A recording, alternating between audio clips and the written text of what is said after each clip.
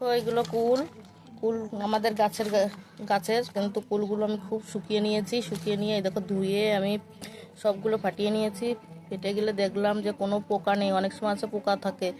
তাই দেখো এগুলো আচার বানাবো আমি। আচার বানাতে কি লাগে দেখো। আমি হাঁড়িতে একটু জল নিয়ে নিলাম। এই শুকনো কুলগুলো আমি এই যে সিদ্ধ করতে বসায় দিলাম। আমি একটা কড়াই বসাই দিচ্ছি। এবার এরপর ধনিয়া দিয়ে দিচ্ছি, শুকনো লঙ্কা, জিরা আর দিয়ে দিলাম। এলাচের গন্ধটা দিলে খুব ভালো লাগবে। খুব আস্তে আস্তে করে সোনালি রং করে ভেজে নিতে হবে। আমি গ্যাসটা আস্তে আস্তে করে নিচ্ছি খুব। এই দেখো লাল লাল সোনালি কালারের মতন হয়ে আসছে, ভাজা হয়ে গেছে। আমি এখন তুলে নেব। কড়াইটা দিয়ে দিচ্ছি, সামান্য পরিমাণ তেল দিয়ে দিলাম। তেলে 2 টুকরো শুকনো লঙ্কা, সিদ্ধ করা শুকনো ফুলগুলো দিয়ে দেবো, স্বাদ মতন লবণ।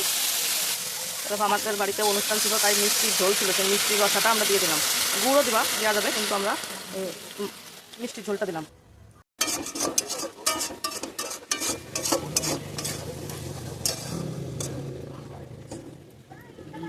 শুকনো শুকনো করে করেছি, কিন্তু তাহলে কদিন রেখে খেতে পারবো এরকম করে।